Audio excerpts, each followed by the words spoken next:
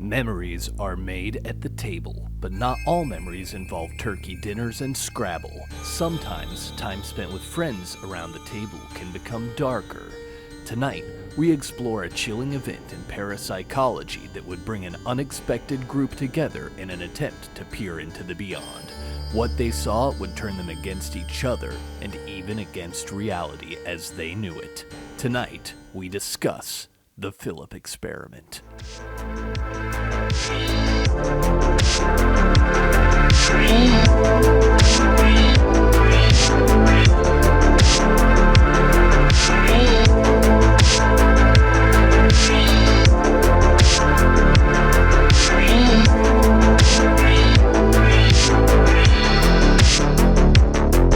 It was a wild day, just like having both kids home and trying to catch up on all the house stuff that has just accumulated. We literally got home yesterday and our house smelled horrible. And we're like, what the fuck is that smell? We couldn't figure it out. But then we found what it was. We had taken some chicken breast out of our fridge and put it in like freezer bags to portion it and freeze it. And so like the packaging that it had come in was in our trash over the weekend while we were gone. That'll do it. So Dude, just chicken it literally juice. smelled horrible. Like I thought one of my cats died. Oh no. Yeah. Dude, I've lived that moment where you walk in after a few days and you're just like, oh no. You can smell your house finally? Yeah. Yeah. I mean, I've had that obviously with like litter boxes where you're like, oh, okay, this sucks. But also just like you get home after like a vacation and one of your hamsters has passed away or something like that. All right. So with that, let's go into the next topic. I'm going to start with a question. Ethan, Okay. are you familiar with manifestation? Like in the sense of just like willing things into existence, like manifesting a new job. Yeah. I'm like the concept, yeah. I don't know like the practice really, but I've heard of it. Yeah. Okay. Have you ever thought about manifesting a spirit or a ghost into existence? I have not, and no, I've never had a need, and I don't think that's something I would want to do. Okay, that's fair. So I haven't either. The only thing I've really manifested is like, you just find $5,000 on the ground. I'd probably keep that. Okay. Or like spontaneous combustion, but that's not been working. So Okay. Of yourself or someone you love? yes. Don't answer that. So what if I told you there was a group of perfectly normal people in the 1970s who came together to manifest a spirit, and this is called the Philip experiment? A group of what kind of people? Like teenagers in an abandoned house? Or In which I'll get into my sources, but it was a group of adults, and they all had very average, normal, boring jobs. I don't know. In what era? The 1970s, the early 1970s. I don't know. I feel like that's kind of a funky time because I know like the whole like I don't know what is it called, spiritualism movement or whatever was like happening around there, but I feel like a lot of the normal people were still very like, you know, woo evil stuff, get away from me, I'm, you know. Yeah, like scared of it, and they didn't want to like mess with it at all. Yeah. Very, very Jesus is a friend of mine, you know. Dude, staying away from the spirits. I had forgotten about that song. And now You're welcome. I might bust out Thank some you. Veggie Tales before the episode's over. You never know. Oh my. Okay. So, let's get into this. So my sources for this episode are Philip the Imaginary Ghost, which was it's also called the Philip Experiment documentary, which was filmed by a Canadian news station in 1974, and also a book called Ghost Stories of Ontario by John Robert Colombo. Okay. Wait, you said your Your first source is an imaginary ghost? Yeah, I guess that's what it's called. Okay, all right. Philip the Imaginary Ghost. We are off to a great start. Okay, Philip the Uh-huh. Imaginary Yeah. Ghost. Okay, I love Yeah. it. I love it. I love it. Okay. So there are two movies that are like closely related to the Philip experiment. They're called The Apparition and The Quiet Ones, which I have not seen either one of those. Have you seen those I at all? don't think so. Those are movies based on the story. The premise is very similar to it. Sure. It's not specifically based on the story. It's just like super closely related Right. I'd have content-wise. to double check my letterboxed, but I do not think I have seen either of those. Okay. Well, I haven't either. But if anyone is listening has seen either one of those movies, it's going to be kind of similar to those. So the Philip experiment was a 1972 parapsychology experiment in Toronto, Ontario, to determine whether subjects can communicate with fictionalized ghosts through expectations of human will. That's Are you still with me? that's a lot of mileage out of one statement right there. It is. Okay, Yeah. I'm with you for the sake of the narrative. Okay. Yep. Okay. The experiment was conducted by Toronto Parapsychological Research Society, led by mathematical geneticist Dr. A.R. George Owen and overseen by psychologist Dr. Joel Witten. The test group consisted of Owen's wife, Iris Owen, former chairperson of Mensa in Canada, Margaret Sparrow, industrial designer Andy H., his wife, Lorna, heating engineer Al Peacock, accountant Bernice M., bookkeeper Dorothy O'Donnell, and sociology student Sydney K.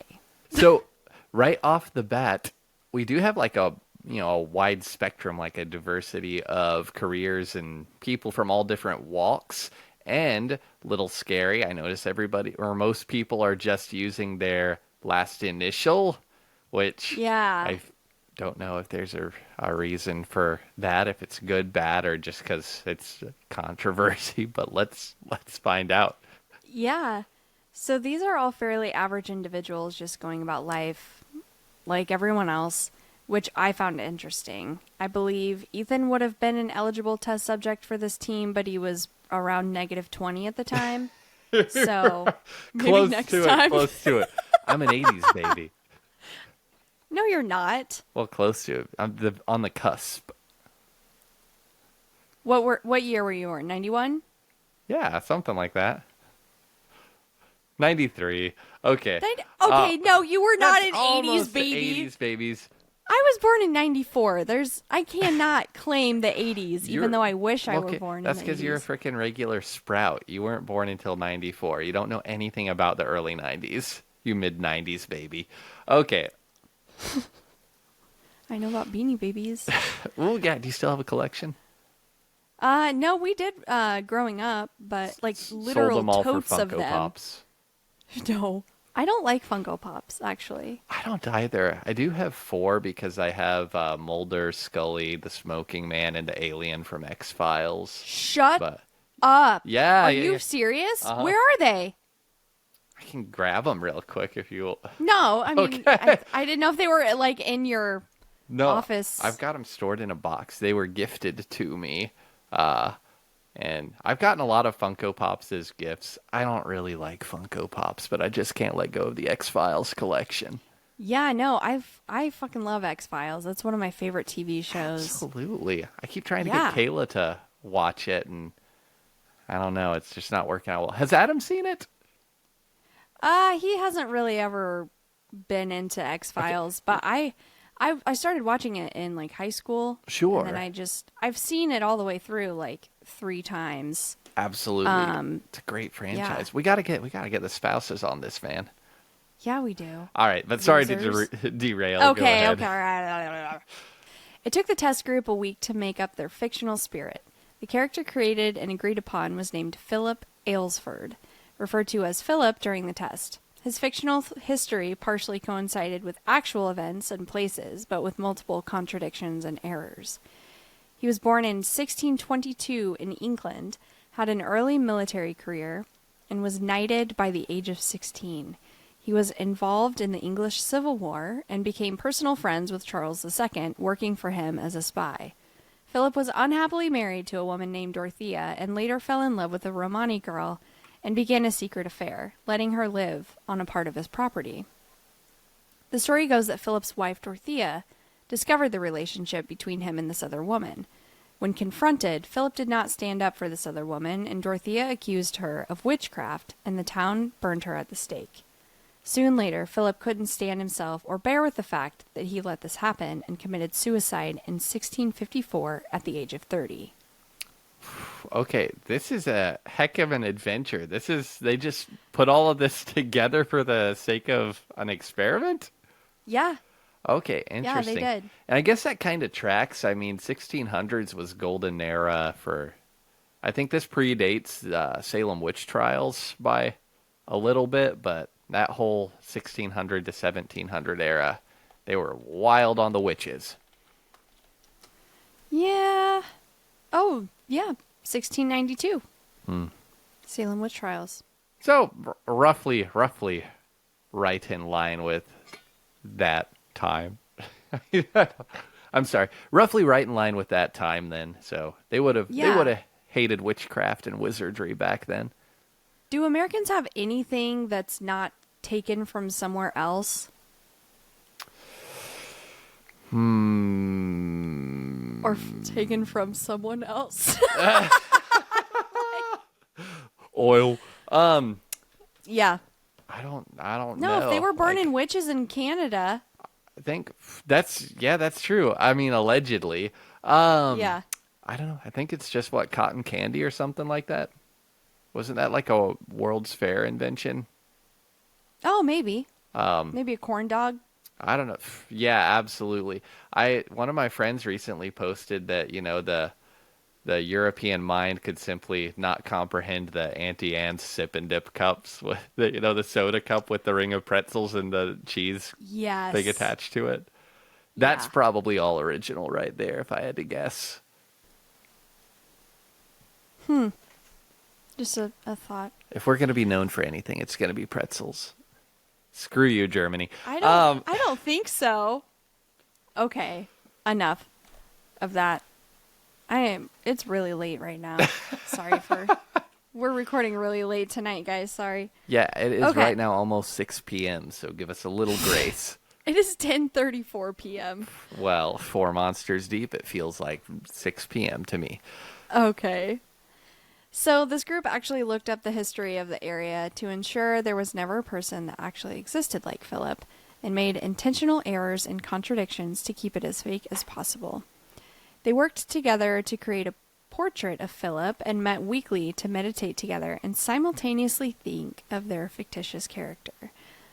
During one of their first meetings, they never noted an apparition, but some claimed to have seen a slight mist in their meditation circle. However, skeptics say it could have been a cause of visual fatigue. Okay. So it's literally just a group of people standing. Yeah. They met up to meditate on their own fake story. How often? Once a week for a year? Yeah, they met weekly for a year. Sheesh. I don't know. I can't even, I can't even get the group chat to decide on Chick-fil-A or Raisin Canes. And back in the 70s, they could get people to get together to meditate on a fictional ghost for a year. Yeah, right. Also, I had Raisin Canes for the first time finally on our way home. Yeah, you get that cane sauce. St. You Louis. get a little bit of that toast. Yeah, you get that slaw inside of you. Yeah, you get a little chicken. I was not too excited about it. Oh, really? Yeah. Man, I don't know what it was. It's did you Maybe I got it on a bad day. It could be. I feel like probably no, just because I think it's the most consistent fast food I've ever had. So if you don't like it, I think you just don't like it, and that's just fine.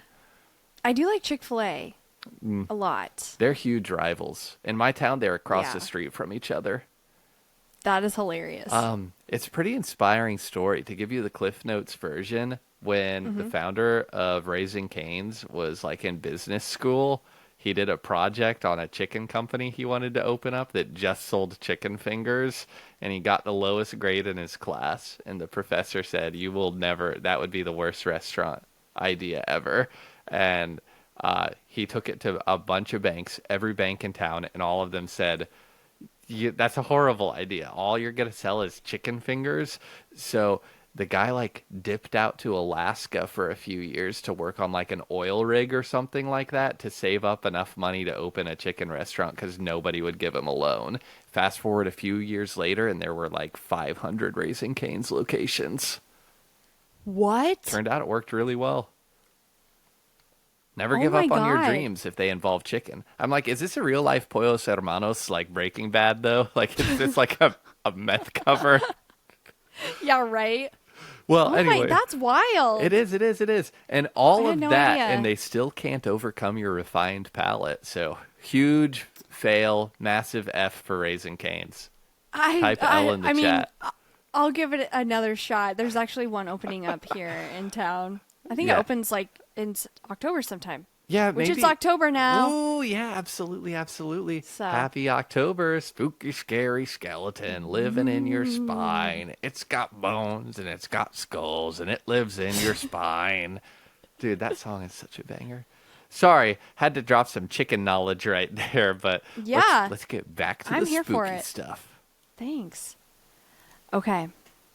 In the fall of 1973, the group decided to go a different direction with their approach after reading some articles.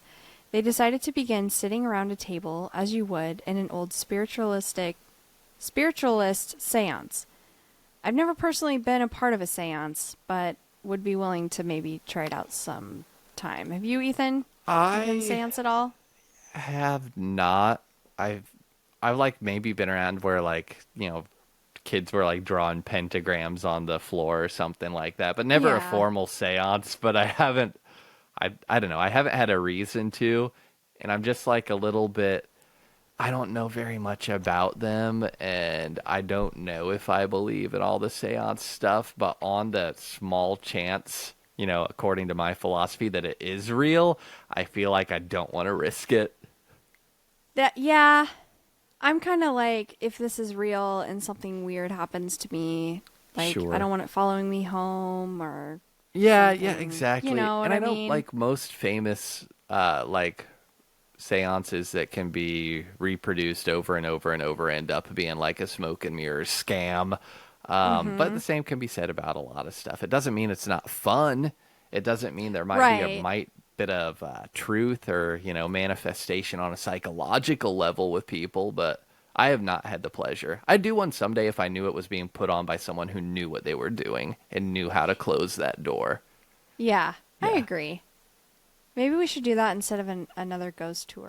Or Maybe. ghost hunt. Do you have any Do a connections seance. who might know how to do a seance? Well, we met, you remember that psychic we met at our last ghost hunt? the Or psychic ghost and hunt? her daughter. Uh-huh. Yeah. She lives here in town, and she actually came into Sephora like a month or so ago and gave me her business card. Oh, Told me sheesh. that she could do a reading of my house if I wanted to throw like a party and have people over. Live episode right there. Yeah, honestly, that would be awesome, wouldn't it? That actually isn't bad. That isn't bad. Let's back pocket that. Yeah, okay. What a small world. I know, right? Wild. So this group of people decided to go about things in a light-hearted way before beginning their seance. They sang songs, told jokes. They kept it silly goofy for real, no cap. They sat and stood around the table, placing their fingertips on top of the table, and began talking to the table as if it were an actual person. Okay. One of my favorite quotes from the documentary I watched is, quote, "It's not easy for normal, average adults to fool around in this way," end quote. Because I feel like I'm still a kid with access to adult money most days. Right. I mean, that's probably a product of the times, you know? Back then, Yeah. if you were 30, you were basically like 62 by today's standards. Honestly. And they all looked a lot older then, too. They did, but they worked out in the sun, no sunblock, smoking 4 packs of cigarettes that they said is good for you. It was basically a vegetable. Back then, tobacco was classified as a vegetable.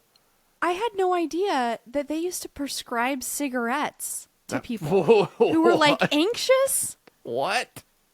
Yeah, somebody was telling me their grandma was prescribed cigarettes as a kid. I've never heard that. I've self-prescribed that a few times, but like... Oh, yeah, I do that all the time. Yeah, absolutely. My gosh, what the heck? I know like amphetamines used to be like popular, but prescription cigarettes, geez. I don't know what the disease is, but I have that one.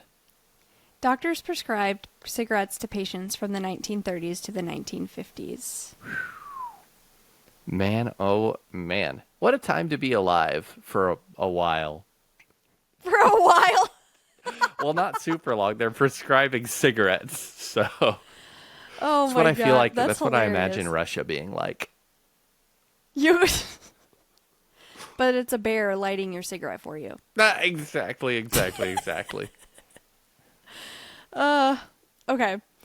Also, the documentary that I watched, all of the links to the sources on our episodes are in our YouTube notes. Yes. So if you want to do any digging yourself, please do that. If you want to fact check us, whatever, I would enjoy that, actually. Yeah, fact check in the comments. Yeah. But the documentary itself is such poor quality that I had, and it was the remastered version as well, but it's like a warbled, like, VHS tape that was recorded onto a TV. Okay. So like and the audio quality is also like... So like the... I don't know, like the... I'm sorry. The fidelity is just bad, like warbly poor resolution, or like the production was not very good? Both. But in the 70s, they weren't really... Like...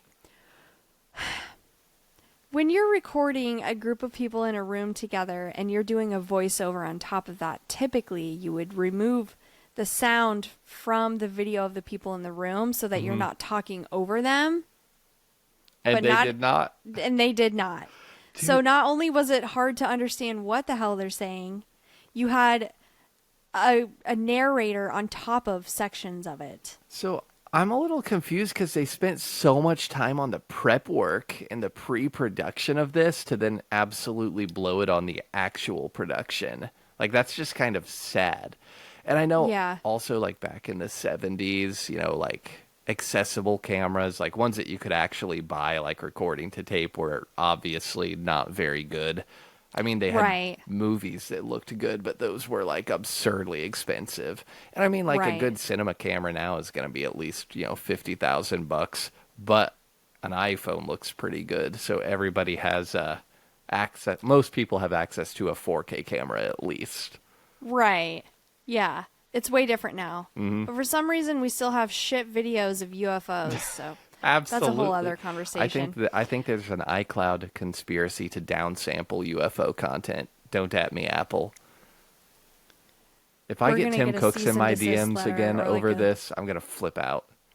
If you what? If I get Tim Cook in my DMs over this again, I'm going to freak out. I don't know who that is. It's the CEO of Apple. Oh.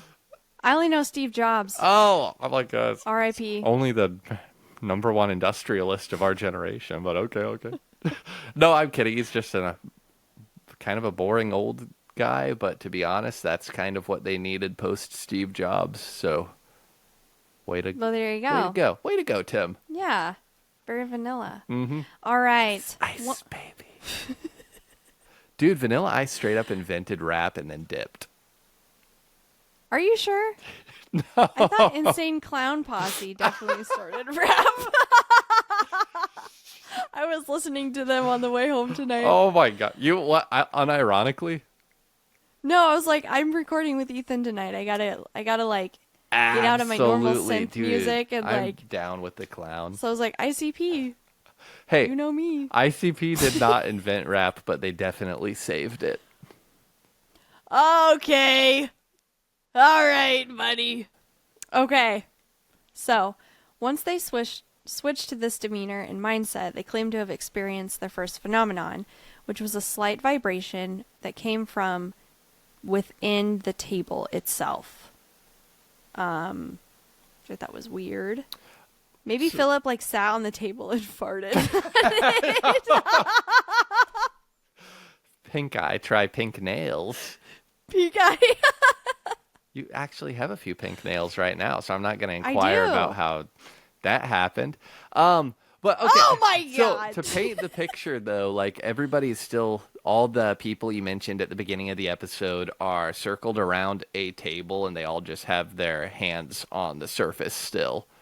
And yes, they're saying just they their like fingertips. they felt like their... vibration coming from inside the table. Inside the table. That's how they described it. All right. Yeah. I guess the idea is if everybody's hands are visible, nobody's pulling some kind of shenanigan. Right. Gotcha. So after that, they began asking questions and asked for 1 knock for yes and 2 for no. And they claimed to have gotten answers from the table itself. Some of the questions that they asked was like from the book that I gave the title of earlier that I'm blanking on. Sorry. Ghosts of Ontario. They would ask questions like, did you own a horse? And then they would get like 1 tap for yes. They would say, was it a white horse? 1 tap for yes. Would you occasionally get drunk? And it was 1 tap for yes. Did you get drunk very often? 2 taps for no. Like, kind of, A little bit of a party. Or what do you say his name was? Philip DeFranco? Or something? Philip DeFranco. Okay, so it sounds like Philip Aylesford liked to enjoy the occasional ale, but only occasionally. And farting on tables, apparently. This guy's That's what a I'd do menace. if I was a ghost, I'd be like, oh, you want me to answer? 1 tap for yes? I'll fart on this table. Okay. They asked that question. Did you fart on the table? What is that horrible smell? I shit my ghost pants. Okay. But don't they? I mean, this is kind of reaching back to just like The Exorcist and stuff, and that Annalise Michel and things along that line. That's one of the, what is that, a sign, right? That a spirit might be around is like a burning manure smell. The sulfur smell? Yeah. That is a lot of times. Sorry, I have to move my cat. 11. Okay. This poor little baby. She's not trying to even sit fully on the grown. keyboard. She is like 4 years old. She's just a baby. She is a baby. She literally went right back to the same spot. Yeah, I know, but she's not trying to get in my lap this time. The sulfur smell is a lot of times linked to demonic activity Rather than ghost. rather than just ghosts. Okay. Sometimes people, if they think maybe it's a ghost of someone that they know, they'll smell something like, let's say your grandpa smokes cigarettes. Out of nowhere, you're sitting in your house and you just smell cigarettes, or your grandma's perfume. Sure. Like, Don't blame him. He had a prescription. He did have a prescription. That's correct. So, after like a little bit of time asking questions, getting answers with the taps, the table began to move and was up on like 1 or 2 legs at one point. And it had also happened a few more times when they had additional people join the group who were not like test subjects per se, but they were unable to explain how it was happening. The Society Research Committee took every precaution to obviate fraud and claimed it was genuine and paranormal. Okay. So if they had additional people, and then so we're talking about anyway, just with the core group, it's a pretty big group of people around a table, and like I don't know, it's not that hard to tilt a table if you have a bunch of people. But again, I guess their hands are on the surface, so I don't know. Right. I mean, like, I guess if your hand's sticky, like, you can't really like pull it up. But, we did not check their hands for pine tar to see if maybe there was some shenanigan going on. There's a lot of syrup in Canada. You never know. Oh my gosh, yeah, absolutely. Good point. So, but keep in mind, this is a group of people who don't normally do stuff like this. Sure. So, and some of them don't even believe in ghosts or like that these things are possible. So, But was the bookkeeper keeping books she shouldn't have? Was a demon involved? I don't know. Ultimately, they claimed this was possible by psychokinesis, which in parapsychology is the action of mind on matter, in which objects are supposedly caused to move or change due to mental concentration upon them. Okay. So, different from the saying mind over matter. Sure. This is mind on matter, where you are trying to bend a spoon or you're trying to move a table up on one leg. Absolutely, absolutely. So, yeah, interesting. I don't think I've ever heard that expression, but I guess it makes sense.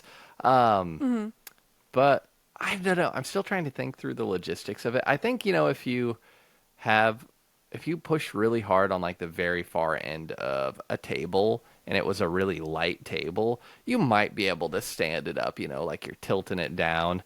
And if you have 10 people standing all around it, then, a couple people could be little rascals, kind of like the person, moving the Ouija board. What is it called? A planchette? Placard? What is it? The planchette. Planchette, yeah. A placard. So, I don't know. I guess it's possible. I'd have to see the desk. Do you want to see a part of the video? Sure. Okay. Let me pull it up.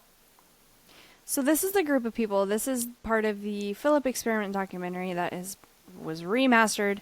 It's from 1974, and the quality sucks. You're not really going to be able to understand what they're saying. I had to turn the volume all the way up, pause it, and go back and forth like a million times to get quotes and stuff from it. So, but when we're discussing, or when I'm talking about them standing around the table, this is how they're standing. Right, and if you're some of them are kneeling, yeah, like this guy here. if you're just listening just to audio only rather than YouTube or Spotify video, there is a group of maybe, what is that, 1, 2, 3, 4, 5, 6, 7, 8 people, and it is a light table. It's like an old-fashioned card table, it looks like. Yeah, it looks like a card table. Yeah, but they're all kind of gathered around it shoulder to shoulder with their fingertips on the surface. Yeah. This does also sound creepy AF. So let's give it a listen. I'll play it once the table lifts up, and then we'll talk about it after. We can state categorically that the phenomena are genuine and paranormal.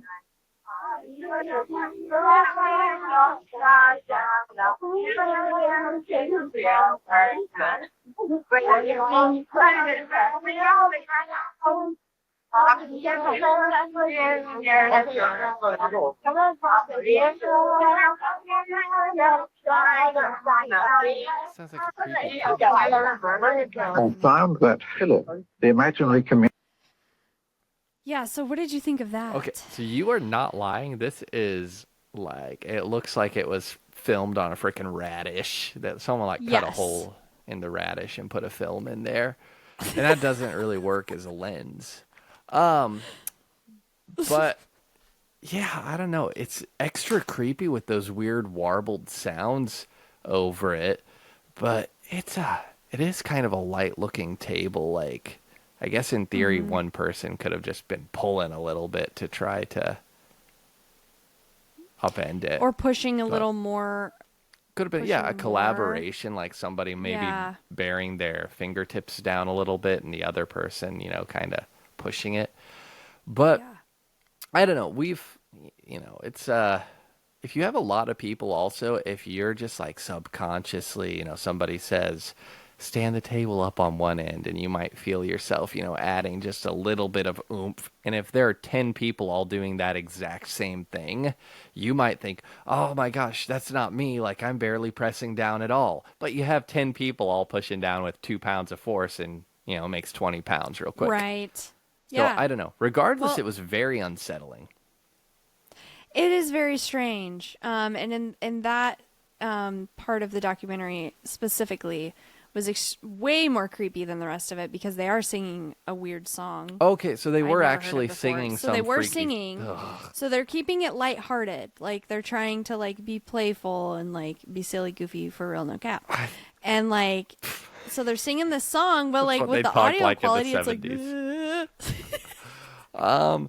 So yeah, great. I think they might be meddling with forces better left alone, and they're just being cash about it, totes cash. My slang's not as good as yours, but I don't know.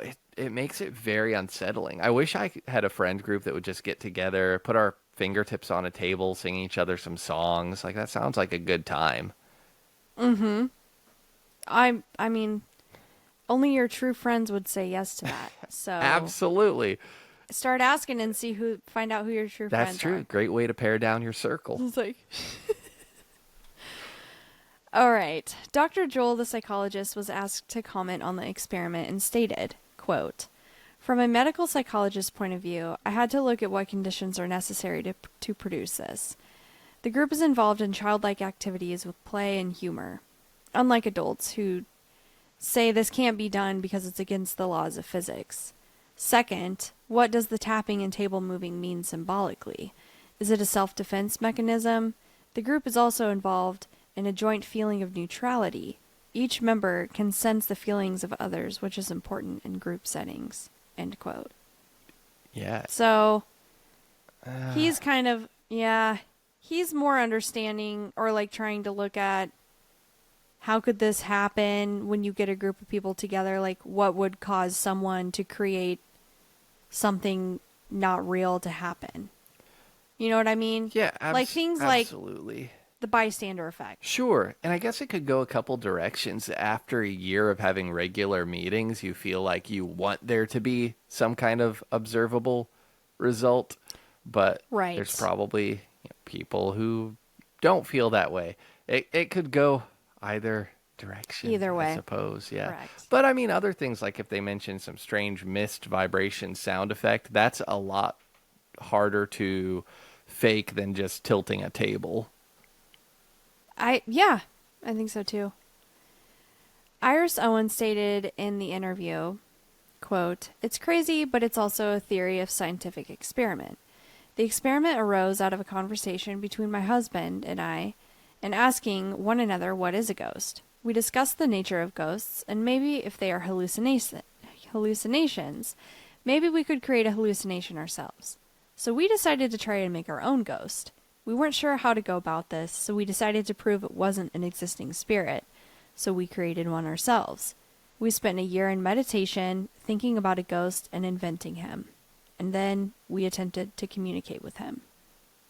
If you train yourself in a certain psychological skill, you will produce these physical phenomena. If it works with physical phenomena, why wouldn't it produce our ghost? We're all very scientifically minded, really, but we began talking to the table and heard raps in it. We sat there very much surprised, and immediately there was another rap. We carried on a conversation like this, and it continued from there, but then the table slid, and naturally we all accused one another of doing it.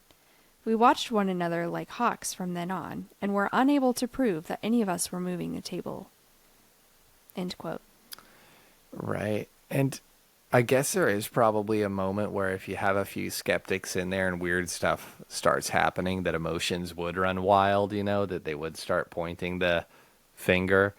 And Yeah. I don't know. The whole thing, honestly, as a concept is really well structured. And if you're somebody who's, I don't know, very inclined to that kind of thing, maybe it could be a demon, messing with people because they're knocking on that box and it's going to knock back. But I don't know. It's very funky. It is. It's kind of a mind fuck, honestly. No, it is. Like, it really is. I mean, it's a few intersecting elements, like placebo, then having a groupthink placebo kind of thing. It's a whole bunch of buzzwords that are all coming together to make the experiment happen, I suppose. Yeah. Dude, I don't know. I found another article, or a article, on dread.com. It was written by a guy named Chad Collins. Nice. called The Philip Experiment, We Want Ghosts to Be Real. Quote, the study naturally was immediately criticized for its tenuous adherence to the scientific method, including a lack of control variable, ambiguous data analysis, and the methodological veracity of a seance itself.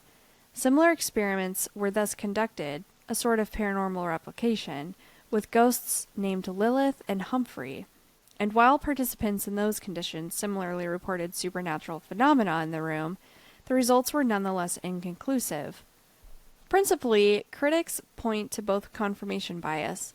The participants interpreted phenomena as evidence of Philip to confirm existing beliefs that Philip was real, and the ideomotor effect, the phenomenon used to explain Ouija boards whereupon the human body makes subconscious, involuntary movements, much like a hypnic jerk, suggesting the movement of the Ouija's planchette when it's really not the case, to explain witness accounts of a presence in the room.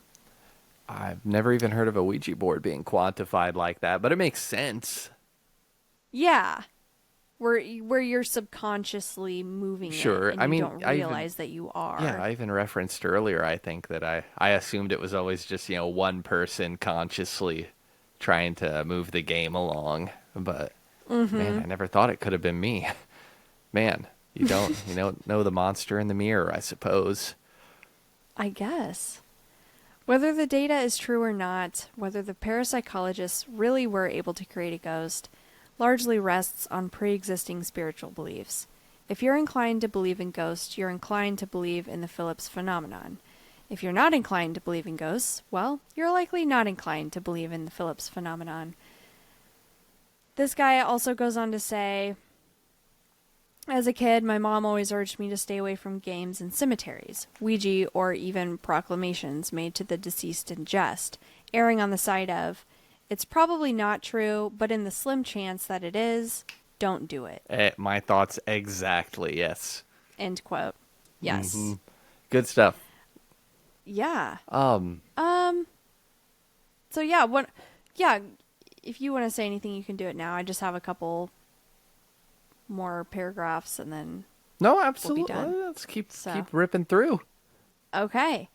So one of the primary skeptical arguments centers around the psychological phenomenon known as the ideomotor effect. This well-documented psychological mechanism explains how individuals can make motions unconsciously, especially when they expect or believe in a certain outcome. Skeptics argue that the table movements and knocks could be the result of participants unconsciously moving the table or producing sounds, driven by the collective expectation to witness paranormal activity. Okay, but what is manifestation except making an unconscious movement towards a result that you envision? True, but I feel like, manifesting $5,000 and then having to go to work for $5,000 are two completely different things. Hey, that's true. That's true. I don't know. We can do a nice experiment. I'll try to manifest a raise, and you can try to manifest a briefcase More full hours? of drug money. I don't know. And we'll see what happens. But then what if that manifestation leads you to, I don't know, areas of your city that are more likely to have loose briefcases full of cash on the sidewalk? We all have them. We all have that neighborhood. It's the true. briefcase full of money neighborhood. Jesse Pinkman's having a meltdown, just tossing the cash out of the car.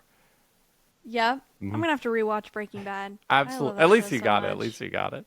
I did. Yeah, I love Jesse. Yeah, absolutely. Bitch. Hey, that was good. Dude, Mr. White, we gotta get it back in the RV and cook some of that blue meth. Oh. Okay, it got worse as I went further along.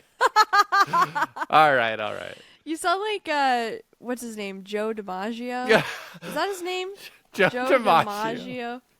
Where he's like, does anybody want some coffee? Ah, yeah. Wait, no, that's not the What? I Joe don't know his last name. DiMaggio's a baseball player. What is Joe's last name? Now I don't know. It is a funky name. Gatto, right? Is it Joe? Yeah. Okay, there we go. Okay, I it made is some Joe coffee. Gatto. Does anyone want Yeah. coffee? Does anybody want some coffee? You sent me that video before I'd ever seen Impractical Jokers, and I thought it was just some random, really weird guy, like, which he is, I suppose. Yeah. But I didn't have the same context other people had. I thought it was just like, oh, I had somebody not- come get your dad. I didn't know that either. Yeah, this was like the first time I watched it, years I didn't ago. know. Yeah, Yeah. Why did I say Joe DiMaggio? What the fuck is wrong with my brain? I don't know. I don't even watch sports. Joe DiMaggio is such a cool name. It is. Another main issue is the experiment that no one else has been able to replicate it at all. Skeptical scientists emphasize that replicability is vital for confirming experimental findings. A scientific theory is a well-substantiated explanation of a natural phenomenon that is based on evidence and can be tested repeatedly. Although there have been attempts to replicate the Philip experiment, results have varied, with some not achieving the same level of phenomena or any at all. So due to inconsistency, it kind of just like questions the original experiment's conditions and the impact of specific variables on the outcomes. Critics highlight the shortcomings in documenting and verifying the phenomena observed during the Philip experiment. Although audio recordings are available, there is a lack of comprehensive video documentation that captures the full range of reported physical phenomena. This gap complicates the ability of independent reviewers to assess the conditions under which these phenomena occurred and to eliminate potential natural or human-made explanations. From a skeptical perspective, the Philip experiment offers a compelling case of the complexities of the human psyche and the effects of belief and expectation on our perception of reality. This viewpoint advocates for a more grounded interpretation of the experiment's findings, stressing the importance of rigorous scientific methodology. I'll go with that. God, what time is it? It is 11:11 p.m. Make a wish. Critical thinking and open-minded skepticism when exploring phenomena that challenge our understanding of the world. Wow. So that was a lot, but I kind of get it, but there's a couple ways you can go about it. Number one, it's easy with a lot of these things to just write it off as it was a group of people that got themselves really amped up for something and it just got a little bit out of control. But, the replicability of an experience like this is a lot different than some other areas of hard science. For example, if I take 3 wasps, different looking wasps, right, and I sting myself in the leg, ouch. I sting myself in the other leg, ouch. Sting myself in the arm, ouch. Then I can't just say, hey, there's, a 33% chance that a wasp's sting is going to be absurdly painful. I can narrow that down. I can eliminate more variables. You have 10 variables of people, right? You have the variables of their experience developing the thing, the psychological framework of the experiment that was set up. Did everybody have the same info? There's just a lot to it. So I don't know. There's a time and a place for the scientific method, but I don't know. I don't think that this is an experiment that could have been done in a vacuum. And maybe that means it's bullshit, but maybe not. Yeah. Well, 2 things. One, if you believe in ghosts or demons or spirits or whatever, who's to say that there wasn't some existing spirit just pretending to be Philip? Sure. And I do think this is a more powerful commentary on human psychology and behavior than it is on the supernatural, even if there was something supernatural involved. Yeah. So the second thing that I wanted to bring up is that, parapsychology is not deemed, an honest-to-God real thing by the scientific community. It's still kind of there's a big stigma behind it. Sure. Still with it, and we don't have a way to measure paranormal activity quite yet. We have EMF detectors, but electromagnetic field detectors, sure. EMF, but that could be picking up electrical stuff from your house or your phone, as you're walking somewhere. And so like it's still like a gray area. Right. Because there's no way for us to measure it and for it to be an actual like science quite yet. Sure. And so it would be hard to have a theory like this and then try to reproduce the same results every time when there's no... Right. We don't have the instrumentation for it. Absolutely. Right. And I mean, it's worth saying, there was a time when electricity wasn't real, until you find out it was. There was a time before we knew what subatomic particles were, until we got the instruments to be able to make those observations. Now, a lot of it could be proven mathematically by the people with the big egg-shaped heads, whatever. But there's also lots of cases of science taking like a denial approach to things that they don't have the capacity to understand, You can't trust people with a big smile and a white coat all the time.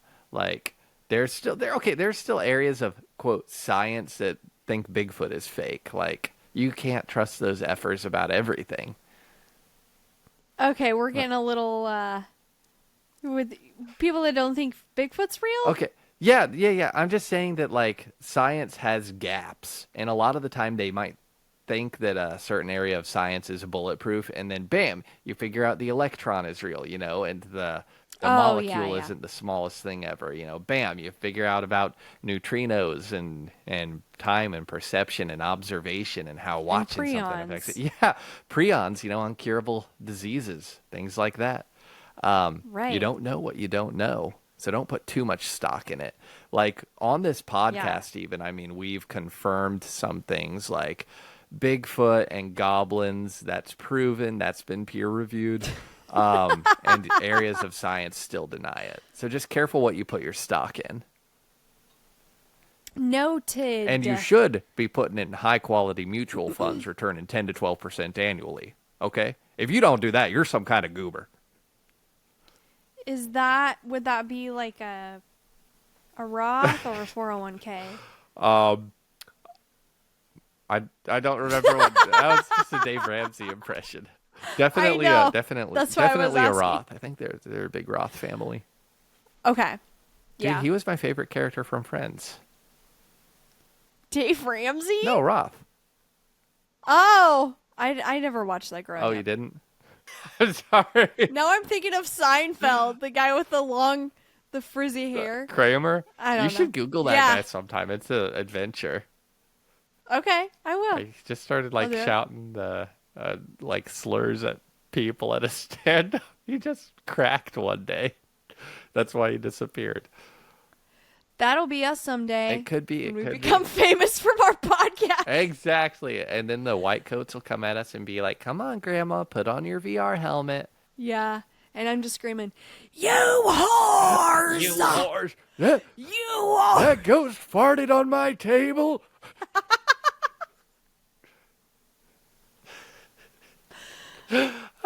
Why is that the go-to when you're like in nursing homes? Is them like trying to get somebody off of bed and they're screaming, "Don't touch me, whore!" I feel like I've heard that exact thing. I don't know. Maybe I'll make sure to use the C word. Yeah, you gotta era adapt it. I gotta amp it up. I'll be like, you got no riz. You got no riz. You don't have the riz it takes to get me out of this bed. I can skibbity myself. I can skibbity to the toilet anytime I want. Oh my God. You think you're Ohio Sigma? Well, I'll let you know. I'll let you know that's weak. That's Cap. What's that Joe Biden impression? I don't know what's happening. Can you say, will you Sigma balls? Grandpa, what's Sigma? Sigma balls.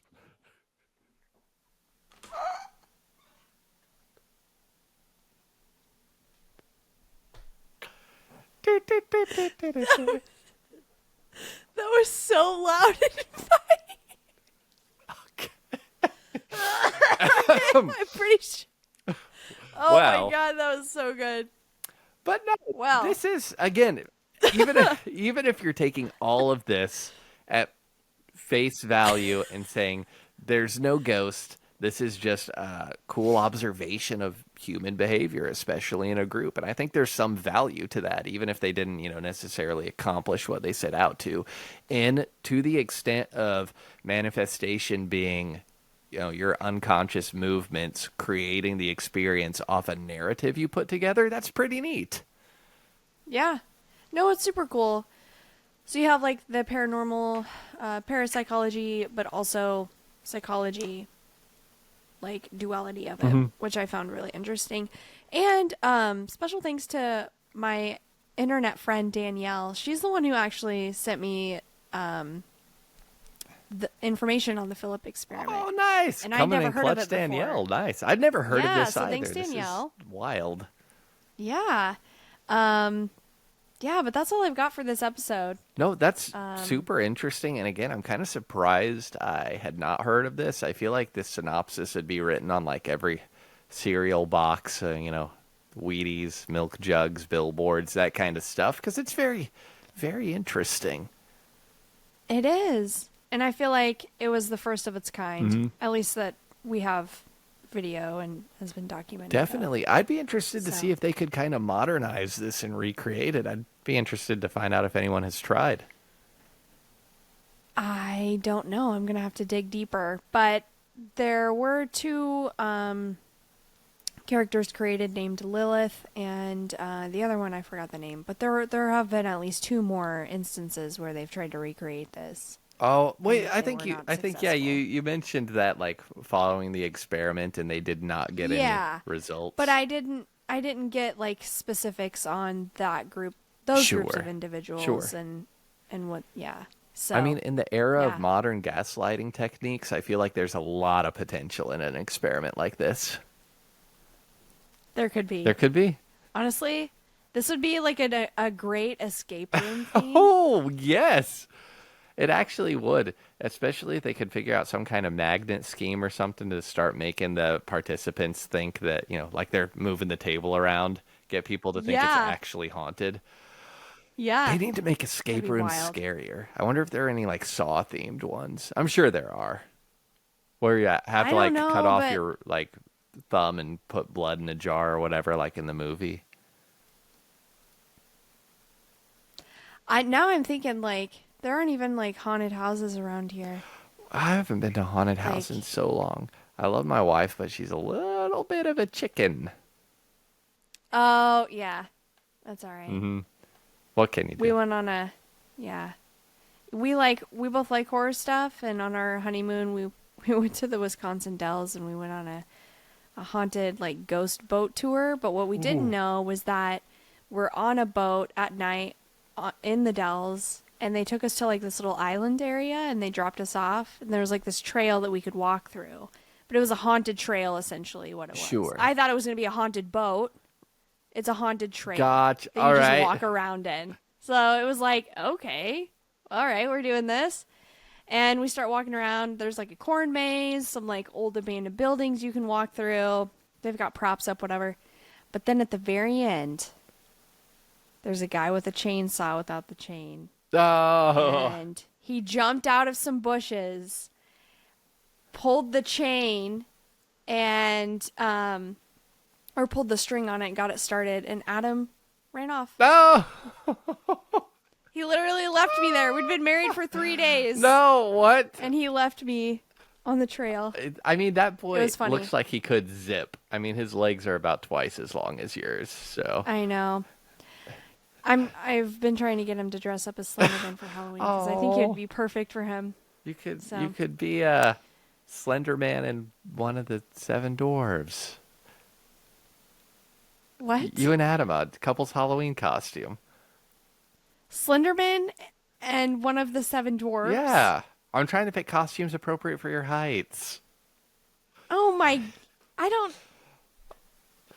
I am so tired. We just She's need to not go to that bed. short. She's 4'11".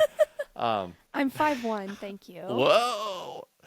Oh man. But no, this Bailey, this is very interesting, and I think this is going to be like a new party conversation. I might try to recreate something like this. I'm not going to do it once a year or once a week for a year with a group, but I might on a smaller scale.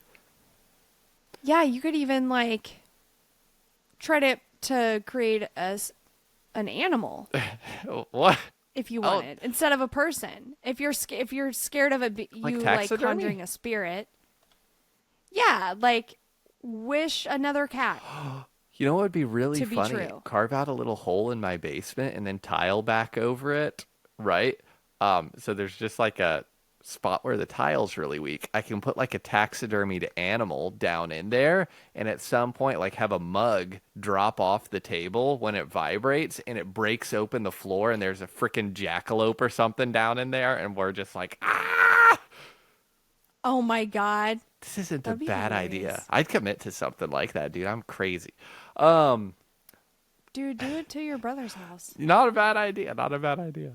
All right. But this has been terrific, terrific. Bailey, thank you again for putting this episode together. Everybody, if you are not following us on Instagram, you can find us at NKNPod.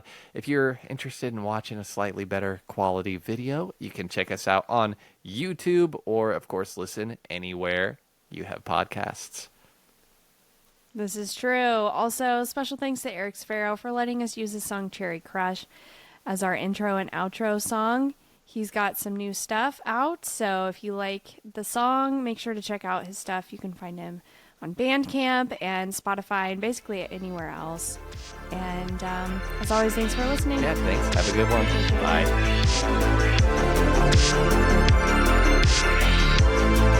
Bye.